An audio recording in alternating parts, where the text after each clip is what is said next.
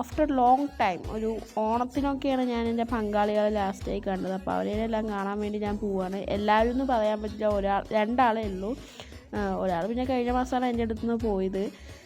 രണ്ടാൾ പിന്നെ ഇവിടുന്ന് റിസൈൻ ചെയ്ത് പോയി. ഒരാൾ ഈ മാസം പോയി. ഞാൻ ഒറ്റയ്ക്കായി ഗൈസ്. ഇനിയിപ്പോൾ ആരും എനിക്കില്ല.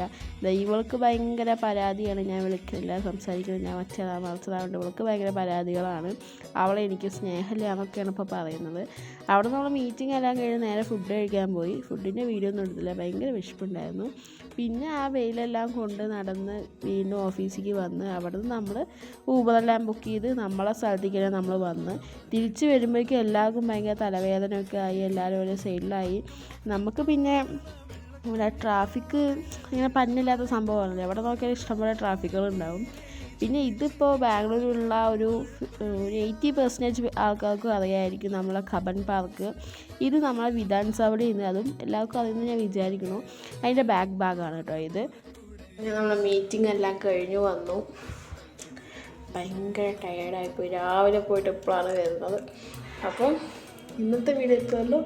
എല്ലാവർക്കും ബൈ.